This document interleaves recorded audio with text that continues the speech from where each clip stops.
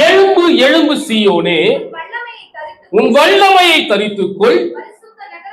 பரிசுத்த நகரமாகிய எருசலேமே, உன் அலங்கார வஸ்திரங்களை உடுத்திக்கொள். அல்லேலூயா. இங்கே ஏசாயா தீர்க்கதரிசன புத்தகத்துல ஏசாயா தீர்க்கதரிசி இப்படியா எழுதுகிறார்: எழும்பு எழும்பு சீயோனே, உன் வல்லமையை தரித்துக்கொள். அல்லேலூயா. ஆமீன் சொல்லுங்களேன். இப்போ ஆண்டவர் நம்மளை பார்த்து எழும்பு அப்படின்னு சொல்றாரு அப்படின்னா நம்ம என்ன பண்ணிட்டு இருக்கிறோம்? உட்கார்ந்துட்டு இருக்கிறீங்களா? படுத்துட்டு இருக்கிறீங்களா? தூங்கிட்டு இருக்கிறீங்களா? விழுந்து போய் கிடக்குறீங்களா? சரி, யார எழும்பு அப்படின்னு சொல்லுவாங்க? ஏதோ ஒரு நீங்க சொன்ன மாதிரிதான், ஒண்ணு உட்கார்ந்துட்டு இருக்கவங்கள என்ன பண்ணலாம்? எழும்புன்னு எழுப்பி விடலாம். படுத்துட்டு இருக்கவங்கள எழும்புன்னு சொல்லி எழுப்பி விடலாம். தூங்கிட்டு இருக்கிறவங்கள எழும்புன்னு சொல்லி எழுப்பி விடலாம். விழுந்து கிடக்கிறவங்கள எழும்புன்னு சொல்லி எழுப்பி விடலாம். இவங்களை தவிர்த்து நிக்கிறவங்களை யாரும் என்ன பண்ண மாட்டாங்க? எழும்புன்னு சொல்லவே மாட்டாங்க. இல்ல, நிக்கிறவங்கள எழும்புன்னு சொல்லவே மாட்டாங்க. ஒரு விவசாயி, இந்த கதை உங்களுக்கு ஏற்கனவே தெரிந்திருக்கலாம், ஒரு உவமை, ஒரு மெட்டாஃபர். ஒரு விவசாயி தன்னுடைய வயலில் விவசாயம் செய்து கொண்டிருக்கும் பொழுது இங்கே அழகான ஒரு முட்டையை பார்க்கிறார். என்ன முட்டை தெரியல, ஒரு முட்டையை என்ன பண்றாரு? பார்க்கிறார். பார்த்த உடனே, ஆஹா, ரொம்ப அழகா இருக்கு இந்த முட்டை அப்படின்னு சொல்லிட்டு என்ன பண்றாரு? அந்த முட்டையை எடுத்துட்டு வந்து, இது என்னதான் முட்டைன்னு பார்ப்போம்னு சொல்லிட்டு தன்னுடைய வீட்டில் இருக்கிற அந்த கோழிகள் அடை காக்கிற கோழி குஞ்சு இருக்கிற அந்த இடங்கள்ல கொண்டு போயிட்டு, அங்க இருக்கிற கோழி குஞ்சுகள் நிறைய முட்டையை போட்டு முட்டையை பொறிச்சு நிறைய குஞ்சுகளும் இருக்கிறது, நிறைய முட்டையும் இருக்கிறது. ஸோ அடை காக்கிற ஒரு கோழியினுடைய அந்த முட்டைகளுக்குள்ள இந்த முட்டையை கொண்டு வந்து என்ன பண்ணிடுறாரு? வச்சிடுறாரு. கோழி என்ன பண்ணுது? ஒவ்வொரு நாளும் இது என்னுடைய முட்டை தான் சொல்லிட்டு எல்லா முட்டையும் அடை காப்பது போல இந்த முட்டையும் மேலேயும் உட்காந்து என்ன பண்ணுது? அடை காத்துக்கிட்டே இருக்குது. ஒரு நாள் வருது. அந்த நாள் வரும் பொழுது அந்த முட்டையில் இருக்கிற எல்லா குஞ்சுகளும் அழகாய் பொரிந்து, அந்த கோழி குஞ்சு பிறந்தவொன்னு எப்படி இருக்கும்? அப்படியே புசு புசுன்னு அழகா இருக்கும், தூக்கணும்னு தோணும், கையில எடுத்தா கூசும். ஸோ அப்படி அந்த குஞ்சுகள்லாம் பொரிஞ்சு அழகா விளையாடிட்டு இருக்கும்போது ஒரு குஞ்சு மட்டும் கருப்பா, சம்பந்தமே இல்லை, நீ யாரா நீ அப்படின்ற மாதிரி எல்லா கோழி குஞ்சுகளும் அழகா இருக்கும் பொழுது ஒரு குஞ்சு மட்டும் என்ன பண்ணுது? உனக்கு எனக்கு சம்பந்தமே இல்லையே அப்படின்ற மாதிரி ஒரு அகோர ஒரு உருவம், கருப்பான ஒரு உருவம், பெருசா முடியல, எல்லாம் அழகா பார்க்கும்போது இது மாதிரி வித்தியாசமா இருக்கு. ஆனா எல்லாம் சேர்ந்து ஒன்னா என்ன பண்ணுது? மேய ஆரம்பிக்குது. அங்கங்க போயிட்டு தனக்கு உண்டான உணவை தேடிக் கொள்ளுகிறது. இந்த கோழி குஞ்சுகளோடு கூடவே இந்த பறவை என்ன பண்ணுது? வளர ஆரம்பித்தது. வளர ஆரம்பிக்கும் பொழுது கோழியெல்லாம் கத்தும், இதுவும் கத்துறதுக்கு என்ன பண்ணும்? ட்ரை பண்ணும். இது ஒண்ணு போய் சாப்பிட ட்ரை பண்ணும். அதே மாதிரி இந்த பறவை என்ன பண்ணும்? இத பார்த்து பார்த்து பார்த்து பார்த்து கூட வளர்ந்த இந்த பறவையும் கோழி குஞ்சை போலவே அதோடைய சுபாவம் மாறிவிட்டது, அதோடைய வாழ்க்கை மாறிவிட்டது, அது நடக்கை மாறிவிட்டது, அதோடைய இயல்பு கோழி குஞ்சுகளை போலவே மாறிவிட்டது. ஒரு நாள் மேல இருந்து ஒரு கழுகு பார்த்துட்டு வருது. இதனடா இது? கழுகு யூஸ்வலா என்ன பண்ணும்? பருந்தே வந்து இருக்கிற கோழி குஞ்சை வேட்டையாடும். வேட்டையாட கீழே வரும் பொழுது கோழி குஞ்சுகள் மத்தியில யாரோ ஏன் என்ன மாதிரி ஒருத்தன் என்ன பண்ணிட்டு இருக்கிறான்? உள்ள சுத்திட்டு இருக்கிறான். ஏன் எனத்தை போலவே ஒருத்தன் சுத்திட்டு இருக்கிறான் அப்படின்னு சொல்லிட்டு பார்த்தா, ஆஹா, நான் தொலைச்ச ஏன் குஞ்சு, என்னுடைய முட்டை, நான் போட்டு வச்ச முட்டை என்ன பண்ணி பொறிஞ்சு இன்னைக்கு குஞ்சா வளர்ந்து அழகா ஒரு கழுகா என்ன பண்ணிட்டு இருக்கு? மேய்ஞ்சிட்டு இருக்கு அப்படின்னு சொல்லிட்டு இந்த பக்கத்துல இருக்கிற கோழி குஞ்சுங்கெல்லாம் இது அப்பப்போ விரட்டும், அடிக்கும், துரத்தும். நீ பாரு, நீ அழகாவே இல்லை, நீ நல்லாவே இல்லை, நீ எங்க ஆளே இல்லை, நீ யாரோன்னு தெரியல, எங்க கூட வந்து என்ன பண்ணிட்டு இருக்கிற? பங்குக்கு வந்துட்டு அப்படின்னு சொல்லிட்டு அப்பப்போ விரட்டிடுவாங்க. இந்த கோழி, இந்த பறவைக்கு, இந்த கழுகு குஞ்சு பறவைக்கு ரொம்ப வருத்தமா இருக்கும். நான் ஏன் உங்க கூட இருக்கணும்? நான் ஏன் இப்படி இருக்கிறேன்? என் வாழ்க்கையில ஏன் இவ்வளவு பிரச்சனை? எல்லாம் ஒன்னா இருக்கிறாங்க, என்னை மட்டும் ஒதுக்கி வைக்கிறாங்க. எல்லாம் சேர்ந்து அழகா கூட்டு குடும்பமா வாழ்றாங்க, ஆனா என்ன மட்டும் என்ன பண்ணிட்டு இருக்கிறாங்க? புறம் தள்ளிட்டே இருக்கிறாங்க. எனக்கு கிட்ட போனா கொத்துறாங்க, என் கீழே பக்கத்துல வராது. அந்த உணவை போய் எடுக்க போனா என்ன கொத்தி, எனக்கு தரத்தி அடிக்கிறாங்க. நீ வேண்டாம் வேண்டாம் ஒதுக்குறாங்க அப்படின்னு சொல்லிட்டு பயங்கரமான மன வருத்தம். இந்த கோழி குஞ்சுகளுக்கு பறக்க முடியாது, ஆனா கழுகுக்கு என்ன பண்ண முடியும்? பறக்க முடியும். ஆனா கழுகு பறக்கவே இல்லை. தன்னை ஒரு கோழி குஞ்சாவே நினைச்சு என்ன பண்ணிட்டு இருக்கு? கோழி குஞ்சுகளோட குஞ்சுகளா வாழ்ந்துகிட்டே இருக்கு. ஒரு நாளும் பறக்கவே இல்லை, பறக்கிறதுக்கு ட்ரை பண்ணவும் இல்லை. இப்ப மேல இருந்து பார்த்த கழுகு என்ன பண்ணுது? இந்த கோழி இந்த கழுகு குஞ்சை பார்த்த உடனே, இது ஏனோ நான் என்னுடைய வாரிசுன்னு சொல்லிட்டு மேல இருந்து வந்து வேட்டையாடுறதை விட்டுட்டு தன்னுடைய அந்த கழுகு குஞ்சை கொத்தி எடுத்து தன் தோல் மேல போட்டுக்கிட்டு மேல பறக்க ஆரம்பிச்சு. கழுகுக்கு இயல்பாக ஒரு பழக்கம் உண்டு, தன்னுடைய குட்டிகளை பழக்குவிக்கும். தன்னுடைய குட்டிகள் என்ன பண்ணுமா? பழக்குவிக்கும். எதற்கு பழக்குவிக்கும் என்று சொன்னால் பறப்பதற்கு பழக்குவிக்கும். எப்படி பழக்குவிக்கும் தெரியுங்களா? வசனமே அதுக்கு ஆதாரமா இருக்கு. வாச நேரம் பத்தாது. கழுகு தன் குஞ்சுகளை அசைவாட்டி என்ன பண்ணுமா? தன் தோல் மேல் போட்டுக்கொண்டு உயர பறந்து மேல இருந்து தள்ளி விட்டுரும். எப்படி?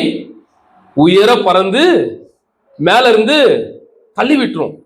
அப்ப இந்த குஞ்சுக்கு பார்க்கும்போது, இந்த கழுகு குஞ்சுக்கு பார்க்கும்போது, என் ஆசை வார்த்தை காட்டி வா, நான் இருக்கிறேன், உன் கூட இருக்கிறேன், கவலைப்படாத, எதுக்கும் கவலைப்படாதன்னு சொல்லிட்டு என்ன மேல மேல மேல கொண்டு போயிட்டு ஒரே அடியா கீழே தள்ளி விட்டியே அப்படின்னு எப்பவுமே இந்த தாய்ப்பறவை மேல ஒரு கோபம் வரும்.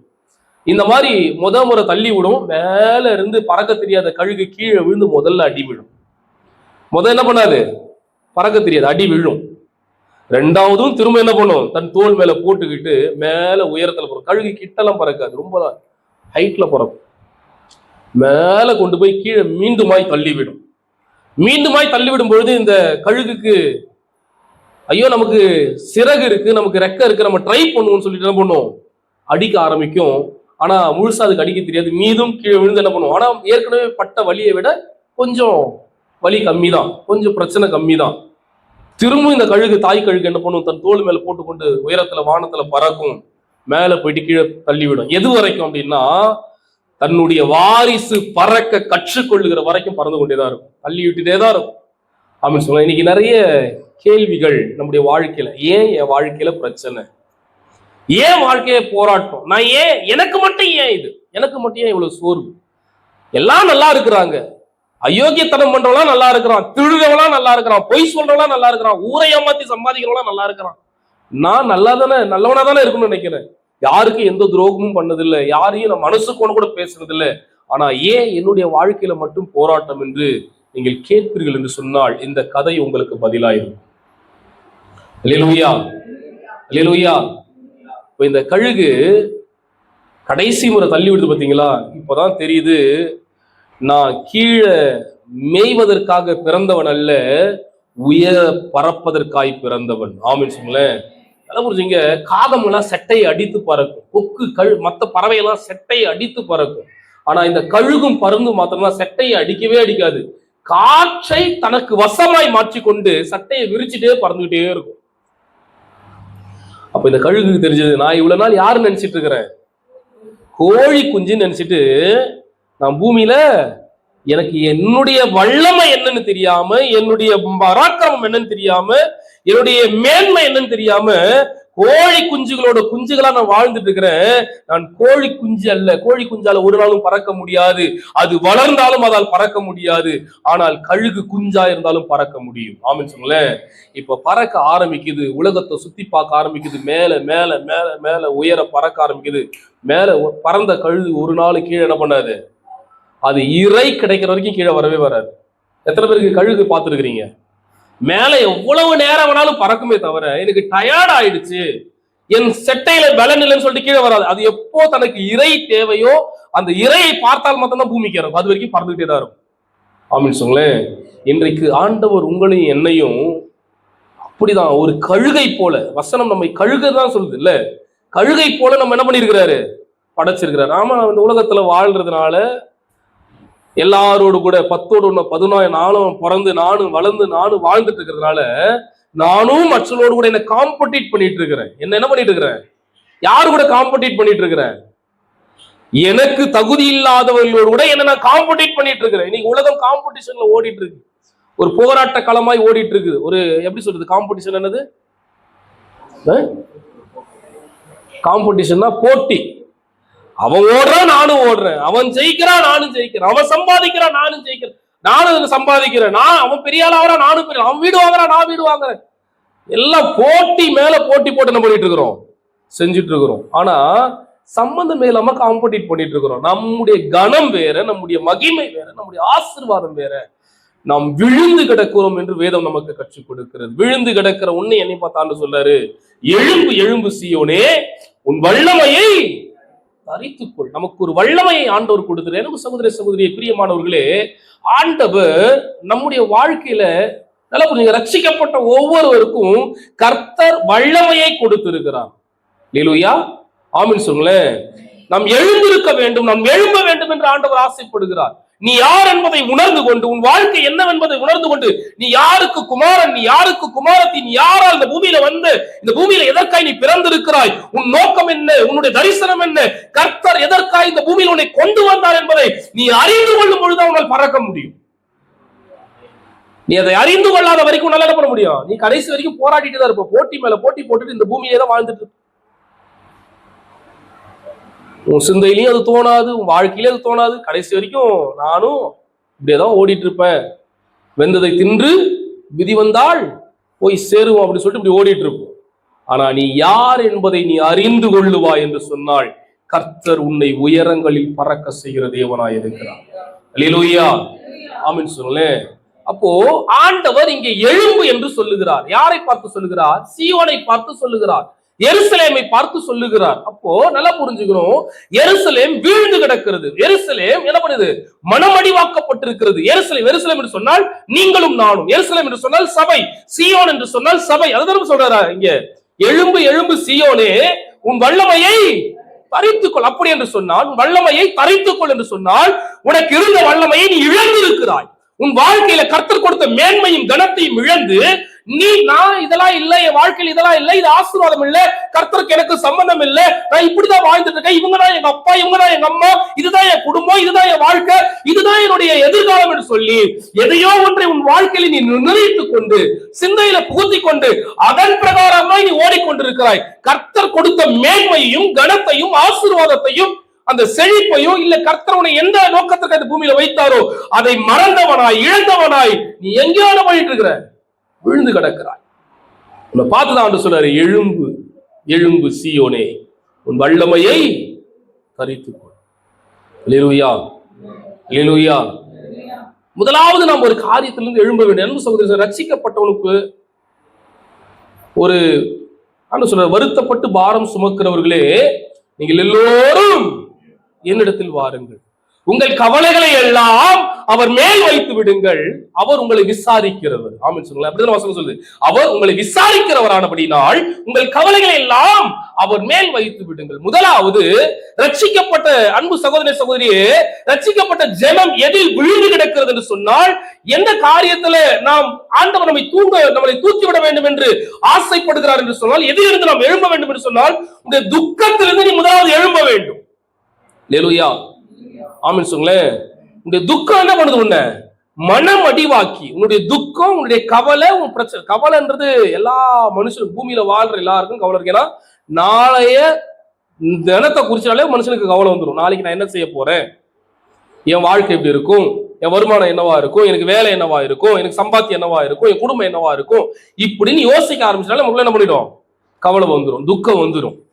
அப்படின்னு சொல்றது, துக்கத்தை விட்டு நீ முதல்ல என்ன பண்ணு, எழுந்துரு. இந்த காலவேளையில நீங்க எத்தனை பேர் துக்கத்தோடு கூட கர்த்தருடைய சமூகத்தில் கடந்து வந்திருக்கீங்க? ஏதோ ஒரு காரியம் உங்களை அழுத்தி கொண்டிருக்கலாம், உங்கள் இருதயத்தை போட்டு பிசைந்து கொண்டு உங்களை மனமடிவாக்கி உங்கள் இருதயத்தை உடைத்து கசக்கி பிழிந்து கொண்டிருக்கலாம். இந்த துக்கத்தை என்னிடத்துல யார் இடத்துல சொல்ல முடியும்? இந்த துக்கத்தை யார் இடத்துல பகிர்ந்து கொள்ள முடியும்? ஐயோ, மத்தவங்க சொன்னா என்னை ஏளனமா பார்ப்பாங்க, மத்தவங்க சொன்னா என்னை கேவலமா பார்ப்பாங்க, இந்த காரியங்களை யார்ட்ட சொல்ல முடியுமா அப்படின்னு சொல்லிட்டு உங்கள் இருதயத்தில் புதைத்து கொண்டு, ஆழமாய் தோண்டி புதைத்து யார்கிட்ட சொல்ல முடியாத நன்மை கவலையோடு கண்ணீரோடு துக்கத்தோடு கூட நீங்க வந்து நீங்க கர்த்தருடைய சமூகத்தில் அமர்ந்து கொண்டிருக்கலாம். உங்களை பார்த்து ஆண்டவர் சொல்றாரு, எழும்பு எழும்பு சீயோனே, வல்லமையை தரித்துக் கொள்ளுங்கள். அல்லேலூயா, அல்லேலூயா. எத்தனை பேருக்கு நான் சொல்றது புரியுது? எடுத்து வாசிங்க. ஒரு துக்கம் மனுஷனை எந்த அளவுக்கு கொண்டு போகுமா பாருங்க. ஒரு துக்கம் ஒரு மனுஷனை எந்த அளவுக்கு கொண்டு போகுமா பாருங்க. ஒரு வசனத்தை வாசிங்க. ஆதியாகமம் 37வது அதிகாரம் 31வது வசனம். உன் இருதயத்தில் துக்கம் இருக்கும் என்று சொன்னால் நம்ம இருதயத்துல எப்படிப்பட்ட வார்த்தை வரும் பாருங்க, வாசிங்க. ஆதியாகமம் 37வது அதிகாரம் 31வது வசனத்துல வாசிங்க. அவர்கள் யோசேப்பின் அங்கியை எடுத்து ஒரு வெள்ளாட்டு கடாவை அடித்து அந்த அங்கியை ரத்தத்திலே தோய்த்து, யோசேப்புடைய கதை நமக்கு நல்லா தெரியும். அப்பா என்ன பண்றாரு, கடைசி புள்ளை, என் செல்ல புள்ளை, என் பட்டு, என் தங்கம், எனக்கு கடைசியா என் பேர் சொல்ல பிறந்த புள்ளைன்னு சொல்லிட்டு யோசேப்புக்கு கொஞ்சம் ஸ்பெஷல் அட்டென்ஷன் கொடுக்குறாரு. ஆமாம் சொல்லுங்களேன். இப்ப நம்ம எல்லார் குடும்பத்திலையும் 4 பிள்ளைங்க 5 பிள்ளைங்க இருக்கும். ஆனா அப்பாவும் அம்மாவும் ஒருத்தவங்களுக்கு ஒரு ஃபேவரட்டா இருப்பாங்க. எப்படி இருப்பாங்க? ஒருத்தவங்களுக்கு அம்மாவுக்கு ஒரு புள்ள ஃபேவரட்டா இருக்கும், அப்பாவுக்கு ஒரு புள்ள ஃபேவரட்டா இருக்கும். ஏசா கதை நமக்கு தெரியும் இல்ல, ஈசாக்கு, யாக்கோபு, ஏசா, இவங்களுடைய கதைலாம் நமக்கு தெரியும். அப்போ இங்க அதே மாதிரிதான் 12 பிள்ளைங்க. 12 பிள்ளைல அப்பாவுக்கு செல்லமான புள்ள யோசேப்பு. இப்ப எப்பவுமே செல்லமா இருக்கிறதுனால 12 பிள்ளை இருக்கும்போது அப்பா என்ன பண்ணணும், சாக்லேட் வாங்கி வந்தாலும் 12 பிள்ளைக்கு கொடுக்கணும், பஜ்ஜி வாங்கி வந்தாலும் 12 பிள்ளைக்கு கொடுக்கணும். ஆனா இவர் என்ன பண்ணுவாரு, எப்போ எது வாங்கி வந்தாலும் முதல்ல செல்ல பிள்ளைக்கு தான் கொடுப்பாரு. இத பார்த்து பார்த்து பார்த்து பார்த்து சுத்தி இருக்கிற அண்ணனோட மனசுல என்ன ஆயிடுச்சு, கல் மனசா மாறிடுச்சு. இல்லையா?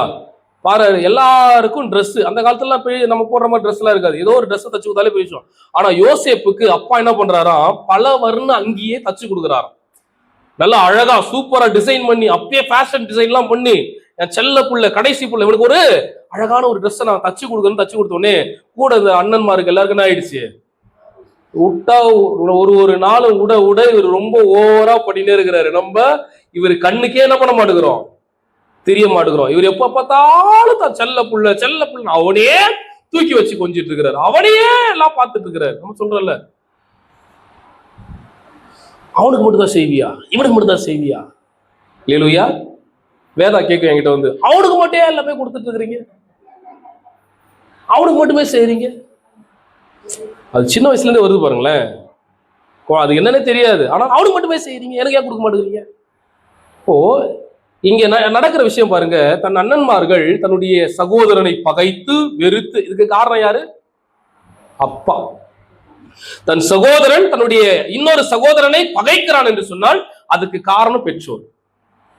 நீங்க 2 பேரையும் ஒரே மாதிரி பார்த்துட்டீங்கன்னா பிரச்சனையே இல்லை, பகைக்கிறதுக்கு காரணமாக்கி வருது தான். இப்ப என்ன பண்றாரு, இந்த சகோதரர்கள் இவனை என்ன பண்றாங்க, யோசேப்ப புடிச்சு அடிச்சு அவனை குழியில போட்டு கடைசியில் என்ன பண்றாங்க, வித்து போட்டுடுறாங்க. இப்போ அப்பாவுக்கு பதில் சொல்லணும். எப்பா, உனக்கு தானப்பா சாப்பாடு கொடுத்தமிச்சேன், உன் தம்பி எங்கப்பா காணா, என் செல்ல புள்ள எங்கப்பா காணோம், உங்களை பார்க்க தானப்பா அமிச்சேன் அப்படின்னு சொல்லி கேட்கும் பொழுது ஒரு துணியை அவர் போட்டு இருந்த பலவர்னு அங்கேயே இவங்க என்ன பண்ணிட்டாங்க, கழட்டி ஆட்டு அடிச்சு நத்தத்துல துவச்சு ஏதோ சிங்கமோ புலியோ கரடியோ என்ன பண்ணிருக்கோம் அடிச்சு போட்டிருக்குன்னு நினைக்கிறேன், இந்த ட்ரெஸ்ஸை மட்டும் தான் நாங்க பார்த்தோம் போற வழியிலன்னு சொல்லிட்டு ட்ரெஸ்ஸை எடுத்துட்டு வந்து கொடுக்குறாங்க. கொடுக்கும்போது நடக்கிற விஷயத்த வாசிங்க.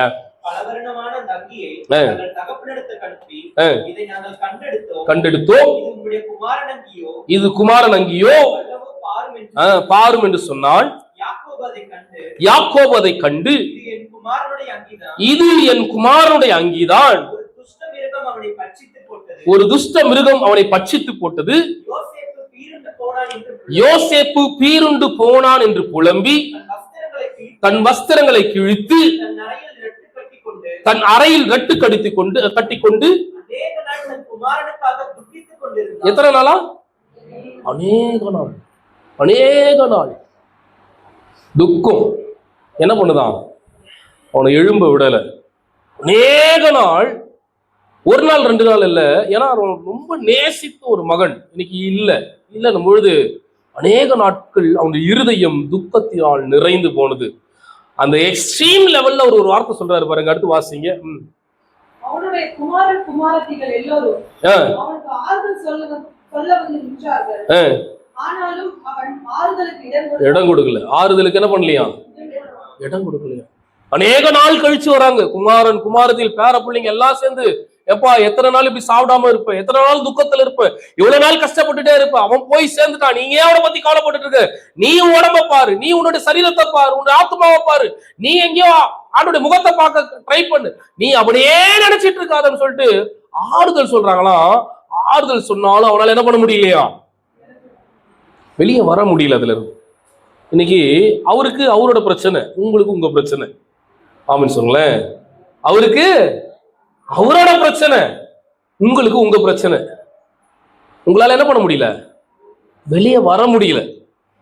வெளியே வர முடியல. உங்களை பார்த்தா ஆண்டவர் சொல்றாரு, எழும்பு எழும்பு சீயோனே, உன் வல்லமையை உன் அலங்கார வஸ்திரங்களை உடுத்திக்கொள். துக்கத்துல இருக்கிறவங்க என்ன பண்ண மாட்டாங்க? நல்ல ட்ரெஸ் போட மாட்டாங்க, வெளியில எங்கேயும் போக மாட்டாங்க, மற்றொரு முகத்தை பார்க்க மாட்டாங்க, தன்னுடைய மேன்மையை இழந்து விடுவார்கள், தன்னுடைய யோசனையை இழந்து விடுவார்கள். எப்பவுமே அந்த துக்கம் துக்கம் துக்கம், கவலை, கஷ்டம், கண்ணீர் கண்ணீர் கண்ணீர் கண்ணீர், இதேதான். எக்ஸ்ட்ரீமா ஒரு வார்த்தை சொல்றாரு, நானும் அவனோடு கூட பாதாளத்தில் இறங்கினால் நலமாயிருக்கும். அல்லேலூயா. நானும் செத்து போனா நல்லா இருக்கும். கடைசி வார்த்தை இதென்ன சொல்லுவோம் நம்ம? இந்த வாழ்க்கை வாழ்றதை காட்டிலும் நான் செத்தா நல்லா இருக்கும். இப்படிப்பட்ட ஒரு வாழ்க்கை நான் வாழணுமா? துக்கத்தோட எக்ஸ்ட்ரீம் வார்த்தை பாருங்களேன். இப்படிப்பட்ட வாழ்க்கை நான் வாழணுமா? நான் செத்தா நல்லா இருக்குமே, நான் பிறக்காம தான் நல்லா இருக்குமே. இப்படி எல்லாம் கஷ்டப்படணும் கர்த்தரையே நான் இந்த பூமியில வச்சிருக்கிறாரு. இதெல்லாம் பார்க்கணும் தான் அந்த பூமியில வாழ்றேனா? இந்த வயசுல தானே நான் செய்யணுமா? இந்த வயசுல தானே நான் பார்க்கணுமா? ஆண்டவரை எடுத்துக்கூடாதா? தூங்கும் போதே ஆண்டவரை எடுத்துக்கூடாது, போற வேலை தான் ஆயிடக்கூடாதா எனக்கு? இதெல்லாம் என்ன பண்ணுவோம்? பேசுவோம். ஏன்? துக்கம். ஆமென் சொல்லுங்களேன். ஆண்டவர் சொல்றாரு, உன் துக்கத்தை விட்டு வெளியே வான்னு ஆண்டவர் சொல்றாரு. இல்லையா? துக்கத்தை விட்டு என்ன பண்ணு? வெளியே வா. நீ கோழி குஞ்சு அல்ல, நீ கழுகு, பறக்க பிறந்தவன். ஆமென் சொல்லுங்களேன். எழும்பு எழும்பு சீயோனே, உன் வல்லமையை தரித்துக்கொள், அலங்கார வஸ்திரங்கள் எங்கே? எடுத்து உடுத்திக்கொள். இனி துஷ்டன் உன் வாழ்க்கையில் வருவதில்லை. அடுத்த வருஷமா தானே சொல்லுது, இனி துஷ்டன் உன்னுடைய வாழ்க்கையில வருவதில்லை. அல்லேலூயா. பாருங்களேன், இவர் சிச்சுவேஷன் இப்படி. ஆனா இதுக்கு ஆப்போசிட்டா ஒரு மனுஷன் பார்க்க முடியும். நாம துக்கத்தை எவ்வளவு சூப்பரா ஹேண்டில் பண்றாருன்னு உங்களால தெரிஞ்சுக்க முடியும். இவர் எப்படி இருக்கிறாரு? தன்னுடைய துக்கத்துல இருந்து வெளியே வரவே முடியல, வெளியே வர்றதுக்கு விருப்பம் இல்ல, மனசு இல்ல. எத்தனை பேர் வந்து ஆறுதல் சொன்னாலும், எத்தனை பேர் தேய்ச்சினாலும், எத்தனை பேர் நல்ல வார்த்தைகளை சொன்னாலும் அதை விட்டு வெளியே வர எப்படியாவது என் மகன் இருக்கிற இடத்துக்கே போனா நல்லா இருக்குன்னு சொல்ற ஒரு மனுஷனை பார்க்கிறோம். இதே வேதத்துல அந்த டிப்ரெஷனை, அந்த மனநிலைமைய ரொம்ப சூப்பரா ஹேண்டில் பண்ணி ஒரு மனுஷன் வெளியே வரது உங்களால பார்க்க முடியும். வாசிங்கள் 2 சாமுவேலின் புத்தகம், 2 சாமுவேல் 12வது அதிகாரம் 15 வாசிங்க. 2 சாமுவேல் 12:15. அப்பொழுது தாவீது உரியாவின் மனைவி தாவீதுக்கு பெற்ற ஆண் பிள்ளையை அடித்தார். கர்த்தர் என்ன பண்ணிட்டாரு? தாவீது அப்பா பண்ண தப்புக்காக பிள்ளை அடிக்கிறாரு. ஏலுயா. அப்பன் செய்த தவறுக்காக, தன்னுடைய தகப்பன் செய்த தவறுக்காக தேவன் அவனுடைய பிள்ளையை அடித்தார் என்று வேதம் சொல்லுகிறது. ஏலுயா. உரியாவுடைய மனைவியோடு கூட இவன் தவறு செய்ததுனால அந்த அவனுக்கு பிறந்த குழந்தையை அடித்தாராம். வாசிங்க. அது வியாதிப்பட்டு கேவலமாய் இருந்தது. அது எப்படி இருந்ததா? வியாதிப்பட்டு, சாதாரண ஒரு மரணம் அல்ல, கேவலமா இறந்தது. அப்படின்னா ஒரு ராஜாவுடைய வாழ்க்கையில இது நடக்கக்கூடாது. யாரு? தாவீது. ஒரு சமஸ்த இஸ்ரவேலுக்கு மிகப்பெரிய ராஜா, தேவனால் ஆசீர்வதிக்கப்பட்ட ஒரு ராஜா, தேவனோடு கூட பேசுகிற ஒரு ராஜா. அப்போ இவனுக்கு இதெல்லாம் நடக்கக்கூடாது. ஏன் நடக்கக்கூடாது? கர்த்தரை முகமுகமாய் தரிசிக்கிறவன், கர்த்தரோடு பேசுகிறவன், கர்த்தரோடு நடக்கிறவன், கர்த்தருக்காய் பாடலை எழுதுகிறவன், ஆராதிக்கிறவன், கர்த்தருடைய சமூகத்தில் ஒவ்வொரு நாளும் நிற்கிறவன், கர்த்தர் தாவீதை பார்த்து நிருதத்துக்கு பிரியமானவன் என்று சொல்லுகிற அளவிற்கு, சாட்சி கொடுக்கிற அளவிற்கு ஆண்டவரோடு நெருக்கமா இருந்து தாவீதுடைய வாழ்க்கையில இதெல்லாம் நடக்கவே கூடாது. இறந்திருக்கலாம், இவ்வளவு கேவலமா இருக்கக்கூடாது. சொல்லுவாங்களா இல்லையா ஜனங்க? இவ்வளவு கேவலமா என்ன பண்ணக்கூடாது? இவன் வாழ்க்கையில நடக்கக்கூடாது. ஒருவேளை நம்முடைய லைஃப்ல இதெல்லாம் நடக்கும். லைஃப்ல என்ன நடக்கலாம்? நம்ம ஆண்டவருக்கு பிரியமா இருக்கும் பொழுது கூட ஒரு சில தவறான காரியங்கள் நம்முடைய வாழ்க்கையில நடக்குது என்று சொன்னால் நான் புரிஞ்சுக்கணும், கர்த்தர் ஏதோ ஒரு காரியத்தை நம்முடைய வாழ்க்கையில உணர்த்த ட்ரை பண்றாரு அப்படின்னு சொல்லிட்டு. வாசிங்க. அப்பொழுது தாவீது அந்த பிள்ளைக்காக தேவனிடத்தில் பிரார்த்தனை பண்ணி உபவாசித்து உள்ளே போய் ராம் முழுதும் தரையிலே கிடந்தான். போயிட்டு என்ன பண்றாரா? ராம் முழுவதும், ஒரு நாள் முழுவதும், காலில இருந்து நைட் வரைக்கும் சாப்பிடல, ஃபாஸ்டிங் போட்டு ஜோம் பண்ணி, ஆண்டவரே எப்படியாவது இந்த குழந்தையை காப்பாத்துங்க, ஆண்டவரே எப்படியாவது இந்த குழந்தையை காப்பாத்துங்க, ஆண்டவரே எப்படியாவது இந்த குழந்தைக்கு ஜீவனை கொடுங்க, எப்படியாவது இந்த குழந்தை மீண்டு வரட்டும், தன்னுடைய வியாதியிலிருந்து, பலகீனத்திலிருந்து எப்படியாவது வெளியே வரட்டும் ஆண்டவரேன்னு. இன்னைக்கு நாம ஃபாஸ்டிங் போட்டு எப்படி ஜோம் பண்ணுமோ அதை காட்டிலும் அதிகமா இன்னைக்கு நம்ம சாதாரண என்ன பண்றோம்? நம்ம ஃபாஸ்டிங் எப்படிப்பட்ட ஃபாஸ்டிங் தெரியுமா? டீ குடிச்சிட்டு ஃபாஸ்டிங் இல்ல, பிஸ்கெட் சாப்பிட்டு ஃபாஸ்டிங், நான்வெஜ் இல்லாத ஃபாஸ்டிங், நிறைய ஃபாஸ்டிங் இருக்குது. இப்போ கடைசி காலகட்டத்தில் வாழ்ற நமக்கு ஆண்டவர் நிறைய ஃபாஸ்டிங் கொடுத்துருக்காரு. ஆனா அந்த காலகட்டத்தில் ஃபாஸ்டிங் என்னது? உன் ட்ரெஸ்ஸை கழட்டி போட்டு நீ ராஜாவா இருந்தாலும் யாரா இருந்தாலும் ஒரு சாக்கு ஒரு கோணி பைய எடுத்து ரெட்டை எடுத்து உடுத்தி கொண்டு சாம்பல் எடுத்து பூசிக்கிட்டு சாம்பல்ல உட்காரணும். இல்லையா? உன் துக்கத்தையும் உன்னுடைய அழகையும் இழந்து நீ ஆண்டவர் சமூகத்துல உன்னை நீ தாழ்த்துறதுக்கு அடையாளமா ஒரே ஃபாஸ்டிங் தான். நமக்கு இன்னைக்கு பல ஃபாஸ்டிங் ஆண்டவர் பண்ணிட்டாரு. நம்மளே என்ன பண்ணி ஏற்படுத்திக்கிட்டோம். ஆண்டவர்கிட்ட பர்மிஷன் கேட்டு ஆண்டவரே இதை மட்டும் செஞ்சுக்கிற ஆண்டவரே. இன்னைக்கு ஒரு ஃபாஸ்டிங் இருக்கு, சுகர் ஃபாஸ்டிங். அல்லேலூயா. சுகர் ஆண்டவரே எனக்கு சுகர் இருக்குது, அதனால நான் என்ன பண்றேன், லைட்டா இதை மட்டும் சாப்பிட்டுக்கிறேன். இது ஒரு ஃபாஸ்டிங். அப்ப நல்லா புரிஞ்சுக்கணும், இங்க தாவீது கர்த்தருக்கு பிரியமானவன். அந்த பிரியமானவன் என்கிற எண்ணத்திலேயே ஆண்டவர்கிட்ட பேசுறான். ஆண்டவரே எப்படியாவது